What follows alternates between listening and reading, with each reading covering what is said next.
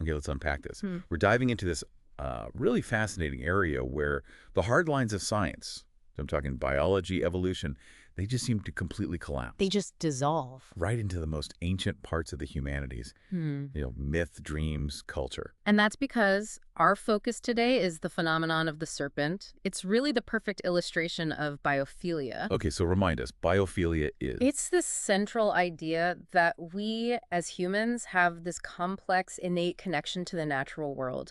And by understanding the sheer emotional weight the snake carries globally, Right. we can start to see that our connection to nature isn't just like a preference. It's fundamental. It's deep in our psychology. It's embedded in our evolutionary history. The power is just, Yeah. it's undeniable. The snake's image, I mean, even from the deadliest creatures, it just enters our conscious mind instantly. Right. And it's fabricated from symbols. It's got this constant cloud of fear and wonderment around it. Bearing what the source calls portents of magic.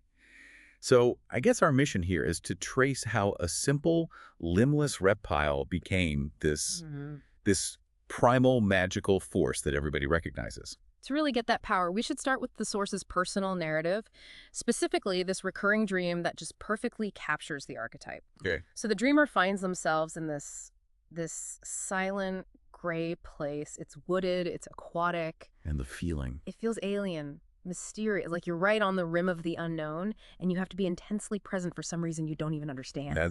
That's when the serpent shows up. That's when it materializes, and it's not a garden snake. We're talking a massive, threatening, sort of indeterminate presence. Protean in size, armored, irresistible.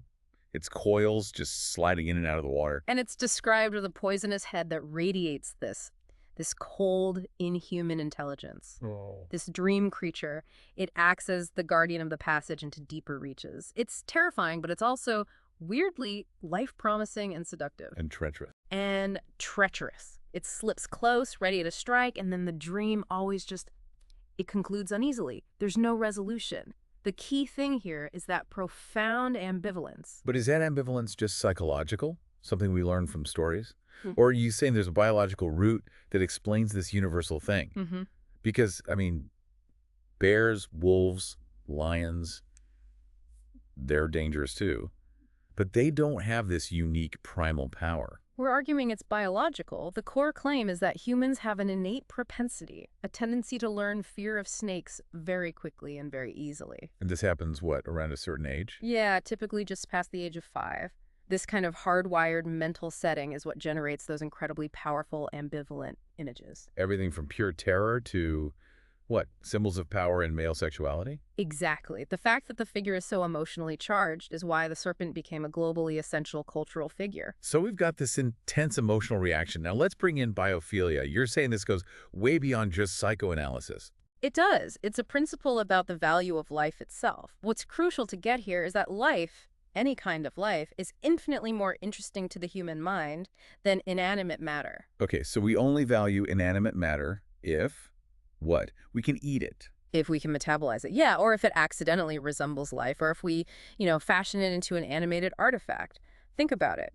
A living tree is always going to be more compelling than a pile of dead leaves from that same tree. Sure. From a basic biological standpoint, life is just. It's the assembly of complex organic structures, the transfer of molecular information, growth, movement. Self-replication. The stuff that moves and grows and makes more of itself. Right. And out of that simple definition, we get biophilia, the innate urge to affiliate with other forms of life. And the evidence for this? Well, formal scientific evidence, hypothesis, deduction, it's still being gathered.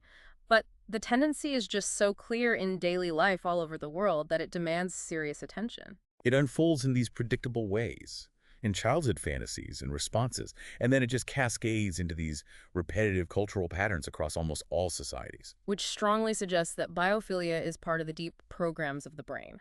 It's marked by how quick and decisive we are when we learn about certain plants and animals, especially the dangerous ones. And the most bizarre, the absolute most powerful of these biophilic traits is the awe and veneration we save specifically for the serpent. It's incredible. Systematic studies show these snake-dominant dreams are everywhere. The emotional images described by, say, urban New Yorkers, people who might have never even seen a real venomous snake. They're just as detailed and charged as what you'd hear from Australian Aboriginals or Zulus. Exactly. And culture takes that inherent emotional charge and translates it into these specific mythic figures. Look at the Hopi. They venerate Pulukan, a benevolent but terrifying godlike water serpent. Or the Kwakiutl, who were terrified of the Sisutl, a three-headed serpent. If it shows up in your dream, it means death or insanity is coming. The Sharanawa of Peru example is maybe the most intense. They literally try to summon reptile spirits by taking hallucinogenic drugs and stroking severed snake tongues over their faces. And their reward is dreams of monstrous caimans and anacondas. Unbelievable. So across the whole planet, serpents are just dominant in animal dreams. They're recruited as these animate symbols of power, sex, totems, myths, gods. It just shows that the mind is fundamentally primed to react emotionally to snakes. Not just with fear, but to get completely absorbed in their details, to weave these deep cultural stories. Yeah. Okay, so here's where it gets really interesting, because this whole idea of a predisposition, it's anchored by a really sharp personal experience in the source material. Yeah. It just grounds the biological claim perfectly. Right. This is the story of a childhood spent in the formidable wilderness of the Florida Panhandle in Alabama back in the 1940s. The author, who just loved natural history, had this secret ambition to find a real serpent, a creature so fabulously large it would just exceed imagination. And the setting was key here. You've got dense thickets, spring-fed streams, this incredibly rich ecosystem. Birds, frog choruses, huge spider spinning webs the size of garage doors, and critically, snakes. So many snakes. The Gulf Coast has over 40 species, right? Yeah. Including the really venomous coral snakes. Which led to that old woodsman's rhyme. Red next to yellow will kill a fellow, red next to black is a friend of Jack. And this rich natural environment was just layered with local lore. Oh, yeah.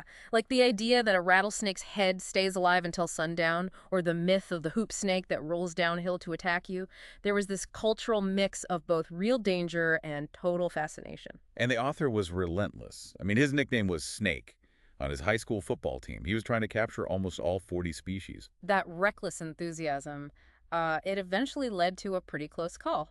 A pygmy rattlesnake struck his finger. And what happened? A temporarily swollen arm, a direct, painful lesson in respect. But that wasn't the encounter with the serpent. No. That happened in the Bruton Swamp. The author startled a massive, noisy snake crashing away underfoot. It was a water moccasin, a cottonmouth, over 5 feet long. With a body the thickness of an arm and a head the size of a fist. I mean, that's nearly the species-size record. So he uses the practice snake handler's routine, pinning the head with a stick, and he grabs it by the neck. And then? The moccasin just reacts completely unexpectedly. It throws its heavy body into these violent convulsions, twists free, unfolds its inch-long fangs. And exposes the dead white interior of its mouth, the cotton mouth. Right, while emitting this fetid musk. And in that one moment of just intense danger, he realized his life was on the line. So what did he do? He threw the giant snake away in sheer panic. And he just sat down, adrenaline racing, trying to figure out why. Why do snakes have such a unique power over the mind to be so repellent and at the same time so fascinating? And the answer is simple. It's survival. Their ability to stay hidden, their sinuous, limbless bodies, the threat of venom. So how does that translate into the brain? What's the mechanism? The survival strategy is built into the brain as a learning bias. The rule is simple.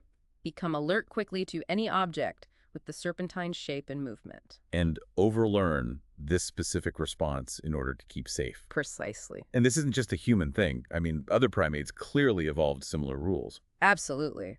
African monkeys, like guenons and vervets, they use a specific chuttering call, but only for dangerous snakes like a python or a cobra. They are, for all intents and purposes, competent herpetologists by instinct alone. And we see this confirmed in lab studies with rhesus macaques, right? We do. Lab-raised macaques who've never seen a snake before, they still show the generalized fear response. They crouch, they shield their faces, bare their teeth. Just when they see the snake's form and movement, it shows there's a pre-tuned innate reaction. The evolutionary logic here is just so powerful. Individuals who quickly learn to be wary of snakes, they left more offspring. And that maintained the trait at a high level across generations. And the inverted proof as the source calls it, is the lemurs. The lemurs. They're primitive relatives living in snake-free Madagascar, and they completely fail to display that automatic fear response. So what about our closest relatives, chimpanzees? Chimpanzees follow the same developmental sequence as we do. Chimps raised in a lab become apprehensive around snakes.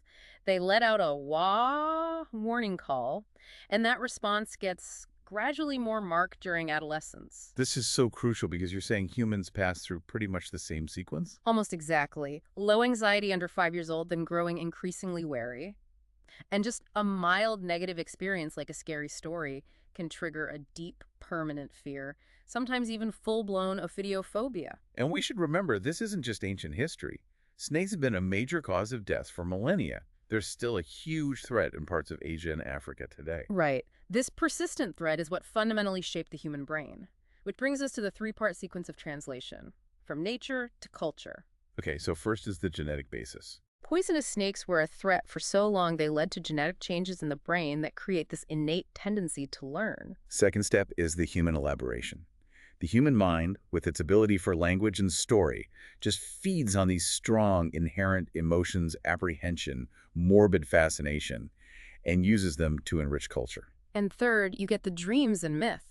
These emotions are elaborated in dreams where the sleeping brain is just fabricating stories, and the serpent appears as the embodiment of everything. Fear, sexual desire, craving for dominance, violent death, all of it. All of it. Okay, but we have to be really clear here. This completely flips centuries of psychological thought on its head. It does. The serpent did not start as a symbol for our dreams. No, our concrete historical experience with dangerous snakes in the real world created the genetic learning rules in our brain.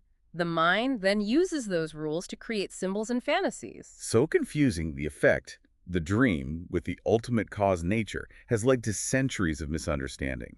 Especially in classical psychoanalysis, which often saw the snake only as, say, a phallic symbol and completely missed the deeper biological root. And this genetically primed mind then took the literal reptile and turned it into the far more potent cultural serpent. Yes, and across pre-scientific cultures, that serpent has immense power. It's in the Atharva Veda, with protective hymns aimed at slaying the serpent's eye and its poison. The symbolism is everywhere. The caduceus with two serpents is the universal symbol of medicine. In ancient Egypt, you have Nehebkau, the triple-headed river giant, and Selket, the scorpion goddess called the mother of serpents. The Aztec pantheon was just dominated by serpent forms. Quetzalcoatl, the plumed serpent, God of death and resurrection. and Kotlikiu, this threatening chimera of snake and human parts.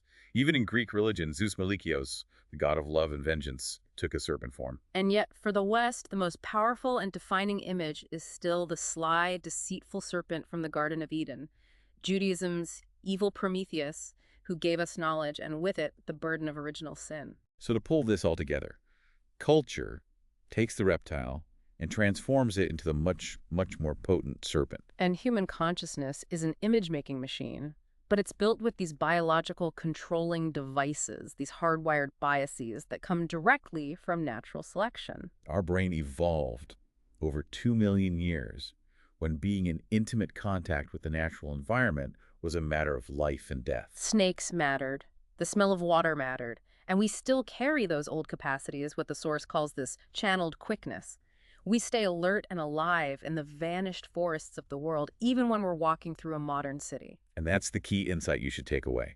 The serpent is a fundamental archetype because our evolutionary history literally hardwired our brains to quickly learn both fear and fascination for its unique serpentine form. It is the perfect and, frankly, terrifying bridge between our biological past and our mythological present. So as you think about this, consider how often that sweet sense of horror, that little shiver of fascination we enjoy in modern entertainment.